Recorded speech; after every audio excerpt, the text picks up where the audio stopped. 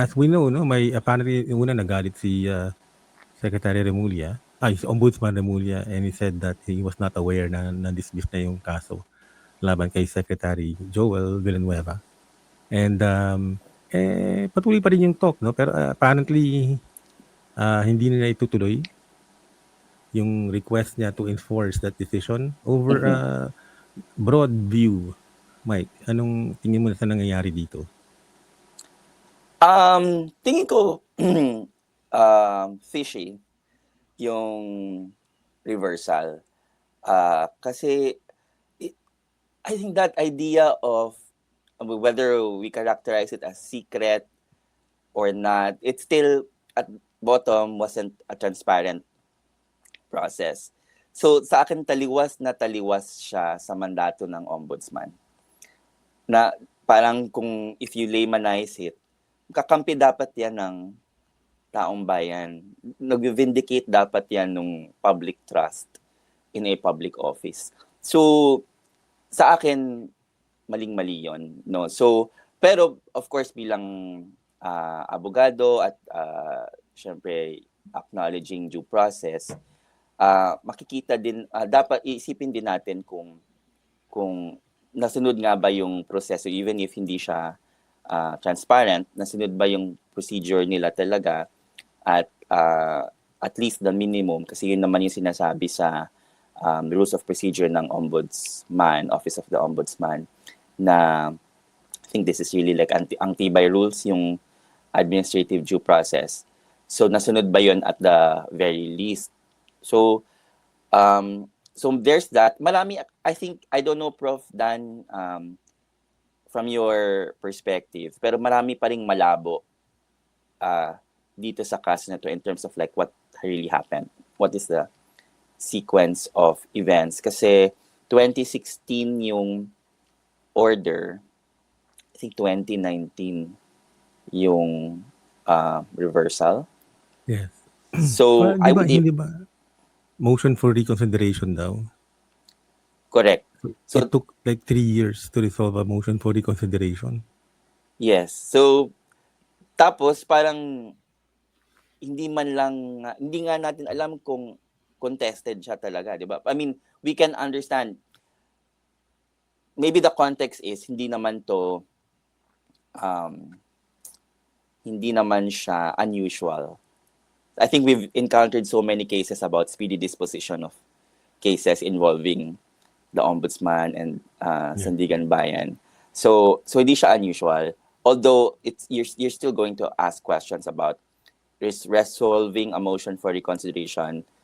Does it need 3 years or maybe more than 2 years to resolve? Given na hindi nga natin alam how highly contested it was, di ba? Parang nag-exchange ba ng pleadings? Even, I don't even know, right? Parang after the motion for reconsideration, may comment ba from the other party? There was, di ba? So parang, why did it take so long? Were notices sent? So yun. So I think even procedurally, even if we can give a benefit of the doubt there, we still don't know so many things to really arrive at a conclusion about what happened. But wala nang remedy ang Office of the Ombudsman, is that correct? Well, the rules say na for administrative cases na ang penalty ay removal, then the ombudsman decision excuse me, can be appealed via Rule 43 to the Court of Appeals. So that could have been potentially a remedy. Yun nga, hindi natin alam kung nag-run ba at all yung period, kasi sino ba dapat ang Siyempre hindi ombudsman yung mag-a-appeal ng sarili niyang decision here on the administrative case, diba? Kasi siya yung nag-reverse. So it would have been any other party. So whoever that party is, hindi ko alam kung nag-run ba yung period nila to even file a Rule 43 case. Yeah. At may question sa si Jingling. Matanda na yung... Hindi alam ni Ombudsman Carpio, that's Carpio Morales, right? Ang motion for recon. Paano nangyaring non-reverse ni Martires? Well, pwede naman kasing Mm. I mean, when you assume the position ng ombudsman, pwede mo tingnan lahat ng mga pending Mhm. issues. So it's Mhm. possible na file na, and he was made aware of the fact na nagkaroon ng motion for recall. So kung yun lang, parang wala, sa dami ng tanong na nasa isip ko ngayon, Mhm. that's probably not, probably not the one that's foremost. Yeah, even that question, Prof. Dan, yung... Kasi if the decision came out in 2016, usual naman sa motion for reconsideration, it's a matter of days, right? Yung deadline Right. mo to file, and usually 15 days yung period mo. So, unclear sa atin kung whether that motion for reconsideration was filed before former Ombudsman Martires had taken office. And so obviously it was pending when he was ombudsman. But even then, parang I'm not sure when he was appointed. Maybe 2018, 2017. How long also it took um, to resolve it. So parang marami talagang malabo na details dito. Kailan na file yung motion for reconsideration, meron bang nag-respond, and then etc. And they should have been given a chance to respond, di ba? Mm-hmm. Okay. Now, itong, do you make former Ombudsman Martires accountable? Well, I think there might be paths, but medyo malabo for me kasi unang-una, wala na siya sa office, I think. Even then, impeachable officer siya nung ombudsman siya. So mataas yung bar bago siya ma-remove from office. And then now, wala na siya sa office. Is there a way to make a case against him in the performance of his functions? That's a question that if there's a way to explain, kasi parang there's a way to explain this as a good faith resolution. I don't know if I believe that, but but if you're a lawyer, you're going to frame this as I was performing my job. I was doing my job in resolving a motion for reconsideration, and we can quarrel about whether I was right on the merits or not. But that if I'm wrong on the merits, I shouldn't be held accountable for that, right? Kasi we have a difference of appreciation of the law. But yun nga, parang because so many things are unclear, we don't know if there were procedural irregularities here, there was denial of due process to certain parties, that you can make a case out of that, of, let's say, shades of betrayal of public trust that, can then become a 3019 case or any other case against a public officer. So I don't know. Maybe creative lawyers can think of a way. Pero I think in terms of impact, like what does accountability mean here? Like, kasi di na siya mapapatalsik sa office. At the very least, or at most, maybe, like forfeiture of yung mga government benefits. Right. But Parang Supreme Court justice, di ba? They can be deprived of their that's right. pension. Baka That's right. ganun. But you would But have to establish na may maling ginawa. Yun yung usa. Tapos even then, yun sa Supreme Court Justices, Prof. Dan, I'm not sure if yun bang mga na-forfeit nila na pension, for example, do those penalties arise from cases that have been filed after they're out of office, or parang penalties ba yun sa mga kaso na final while they're still in office pero na-resolve na-resolve lang when they're out of office. So, Parang nasa court pa siya nun eh. Yeah, so that makes a difference, no? yeah. So, Yeah. yun. Okay. Mahirap kasi anong pananagutan niya? I mean, how do you punish him, kumbaga, no? Maraming questions of this nature yung nasa screen. 'Di ba? Well, I think under the law, the ombudsman law, papa-enforce mo yung decision mo Mhm. sa head nung ano, 'di ba? So in a case like this, dapat yung Senate President. Mhm. Is this a fair question? Inuupuan yung inupuan yung case ni Senator Villanueva? If by inupuan, meaning hindi in-enforce, it's a fair question, I think. Or maybe we can construe non-enforcement as the resolution itself. No, na parang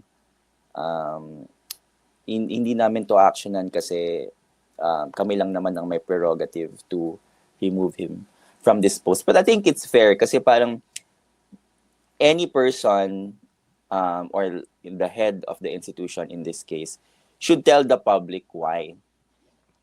Bakit given this finding of a constitutional organ, hindi namin siya i-enforce. And we don't know, right? I mean, I think a lot of it, my intuition is, and as would any, and that probably will be the intuition of any other Filipino, is this is politics. No? Parang member siya pareho nilang member sa Senado, and they're not inclined to set a precedent for this. No? So, and whether he was politically valuable to that coalition at that time might also matter. So I'm speculating, but I think these are not unreasonable ideas. So I think fair na inupuan kasi pwede namang sabihin pagkatanggap mo nung decision na no, right? They can pass a resolution, I don't know, tabling it, archiving it.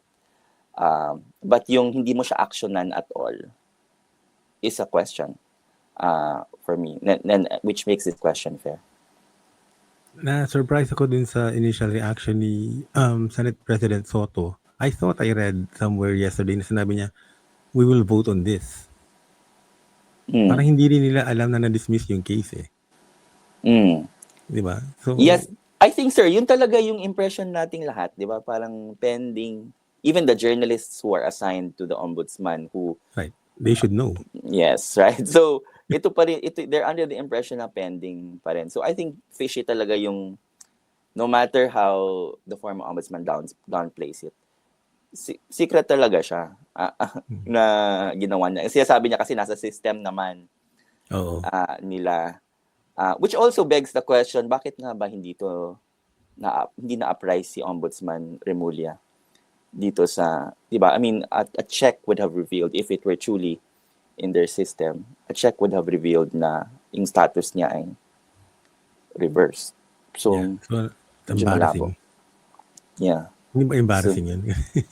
Yes, I think so. So, the other thing I was trying to point out was, botohan. So, this really is politics, di ba? I think yun yung sistema nila eh. So, if I am instructed by the ombudsman to enforce a decision removing a member of the Senate, then we will vote on that, which will be probably knowing our senators along political lines. Diba? So, delikado ka pag minority ka. Yes. Yes, delikado ka kapag minority ka. But even then, sir, parang my sense is hindi, kasi nga the way, lalo na this particular Senate, yung contingent nature ng coalitions nila, parang nagbabago-bago by the month yung composition. So I think even if, well, you have reason to think na at risk ka if you're in the minority, but even then, parang just as a general norm, medyo mahirap sa akin makita na that they will really expel somebody. Mas madali sa akin makita yon sa House of Representatives because of how many they are. So parang hindi kawalan yung isang, I think they did that for Teves, right? Right. So, and then, so dito parang dahil crucial yung bawat miyembro, parang I don't think they will be inclined to remove one kasi may uncertainty ka kung sino yung papalit also, right? So the devil we know situation. The other thing is, usually kasi may nare-remove, I actually don't know, sir, maybe you know better kung may na-remove na senator or na-expel na senator. But usually the process is it's an ethics case, and it's the ethics committee that recommends the penalty, and then the body votes on it. So hindi din natin alam kung ano ba yung standard nila ng removal. So it can be, as you said, completely political, or if they're going, which they are inclined to do these days, yung parang tinitest nila yung based on a particular standard. People, I don't know if it's a device, but people try to articulate their actions in terms of that's what the law requires, diba? In the impeachment saga, lagi namang this is what the Supreme Court said, this is what. So if they vote on this particular issue, if they had an opportunity, we're curious whether they would articulate their votes consistent with some legal standards. I don't know what the standard is going to be, because no one, I think, will probably go to the rostrum and say, I vote along political lines, and so we shouldn't expel him. So they're going to try to frame it in legal terms. So even then, we don't know, kasi I don't know if there's a precedent. Sa House, pag conviction by final judgment, it's easy. They will expel you. Yun yung record nila so far. That is yung post EDSA congresses. I remember one, sir, yung kay, remember mo yun, sir, yung kay ano? Yes, yung kay Halusos ba ito? Or, remember merong scuffle before yung kay Joe De Venecia na meron siyang tinry. Meron siyang hindi ini-impose and then the next speaker. Maybe that was Halusos or Echegaray. I don't know if Echegaray was even Actually, I think you're confusing 4 different cases. Yes. So yun. So merong you're right. But the point is may president sa House. But sa Senate, I don't know. Meron ata before pa. Before our time. My time, sorry. You're not the same age. Very quickly, pwede bang i-reverse ulit ni Ombudsman Remulla? Hindi natin alam. I think if the proper procedure was followed and naglapse yung time, then no. No, pero hindi natin alam kung nag-run yung appeals period at all. Yeah.